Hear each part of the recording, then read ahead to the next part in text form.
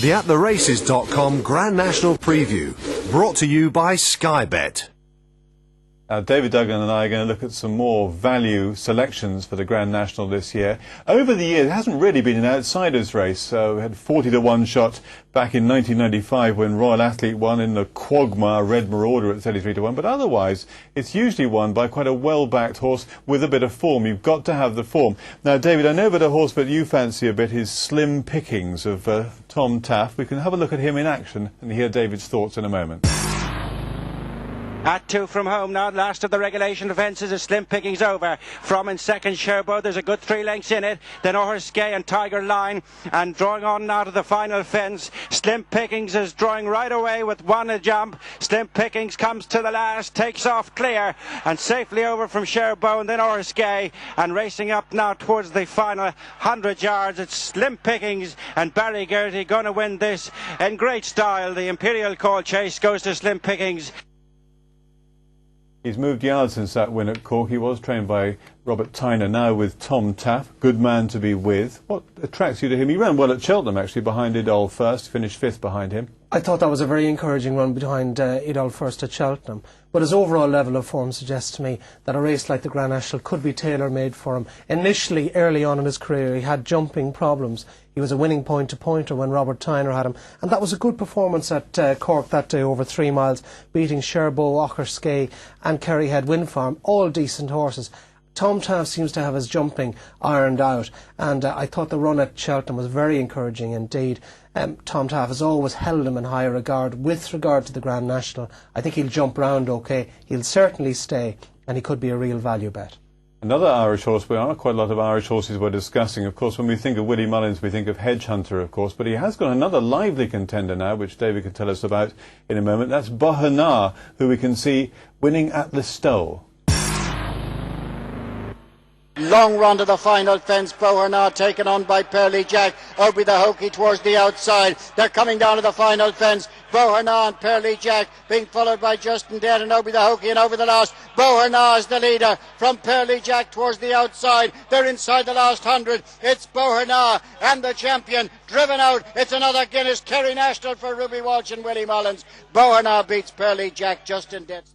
That's Bohana winning a national, the Kerry National, at Listowel last September.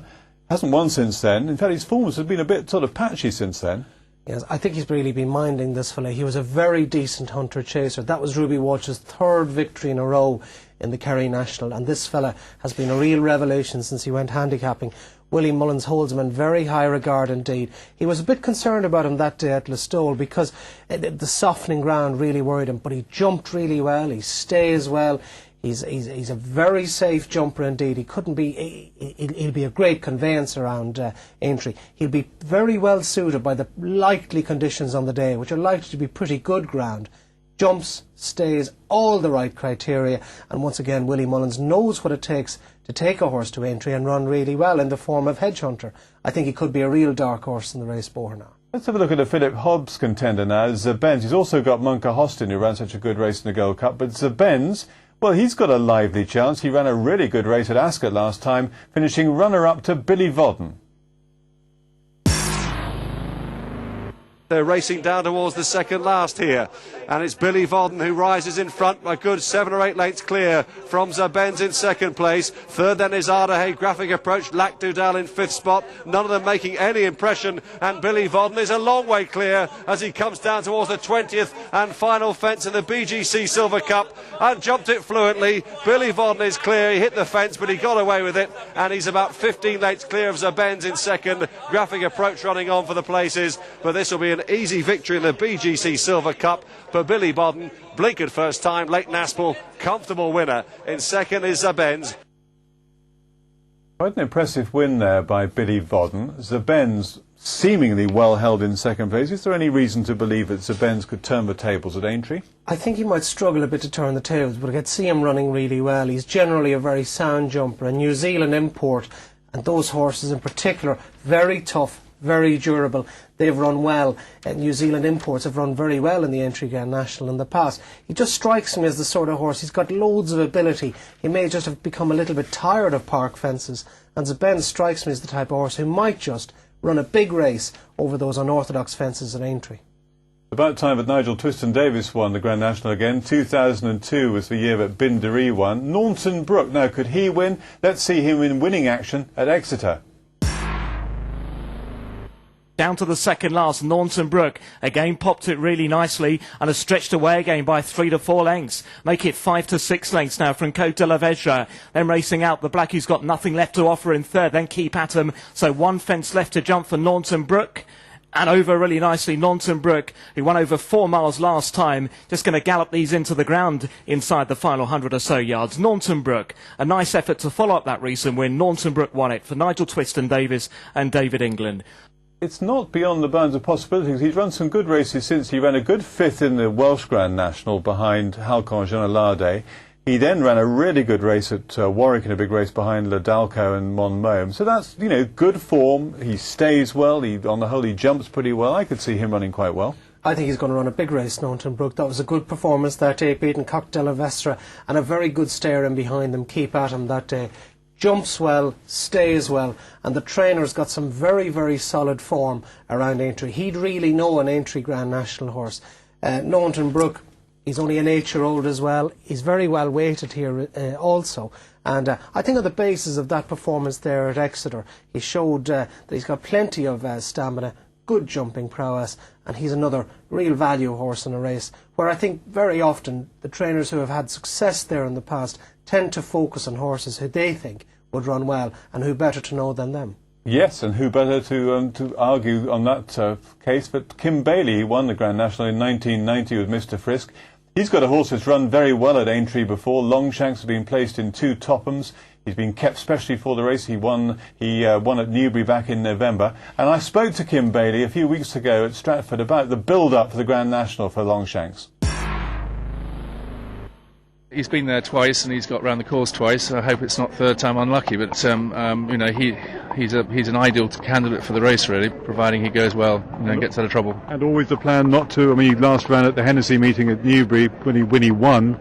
Hasn't run since then. Has that been the plan? Yeah, very much so. I mean, we didn't dare run him because we couldn't afford to come down £1 the handicap and the risk of not getting in again for the third time. And there really only were places like the Red Square race at Haydock for him to run in. The ground was bottomless, so I didn't even make the entry. He hates Cheltenham, so there was no case of Cheltenham.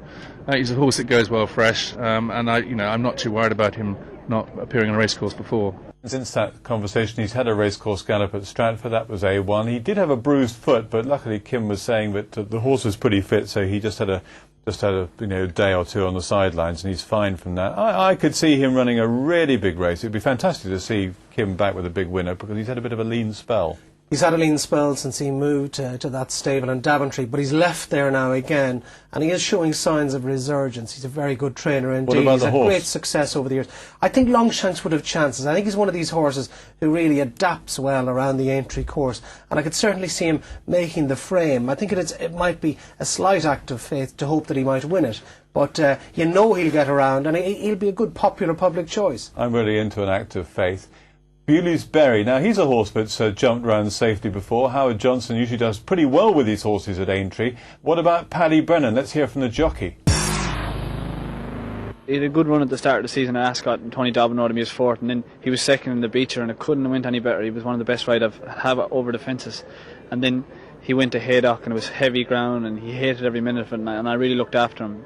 So now everything's gearing up for Aintree, and he I wouldn't swap him for anything. I'm not saying he'll win or anything like that, but I'm really looking forward to riding him because he's one of them horses that enjoys jumping the fences, and it makes my job a lot easier. Paddy Brennan did go on to say afterwards, but that race is a bit. He thinks it's a lottery, the Grand National. I don't agree, actually. I think there are firm form lines there, and as you can see from those I mentioned in the prices, you don't get real no-hopers winning the race. You do every now and again. You get a less so now. It's now developed into a real top-class handicap chase. You don't get. It's not as much a lottery as it used to be. Perhaps in the early to late 80s, it may have been somewhat of a lottery. 50 to 1. Yeah, you don't get that happening now. You get a lot more consistency and a lot more transparency, I think, in the Grand National these days. They've modified the fences, which has helped, I suppose, form students to find the winner. But less of a lottery, more of a top-class handicap now. Billyvoddan, can you see it? No, not for me. I think Billyvoddan is always a decent horse. But I think he's had too many problems over the years, and I couldn't have him at all in the Grand National. Well, we've seen a few outsiders there and horses that we think will run pretty well. We started by looking at Slim Pickings, Tom Taft's horse. That was got a good chance. Bohannar, and there's also Benz for Philip Hobbs. That was a good run behind Billyvoddan. I think you must fancy Billyvoddan if you fancy Benz. Naunton Brook for Nigel Twiston Davis. Could it be another Binderee? Kim Bailey has high hopes for Longshanks to get him back on the map. A race he's won before, of course, back in 1990 with Mr. Frisk. And Beauty's Bay, Paddy Brennan, he would love to win the Grand National. Who wouldn't love to win the Grand National? Now, our heads are on the block, David and I, because in a moment, in our final part of our Grand National preview for the At The Races website, we are going to name the first 5.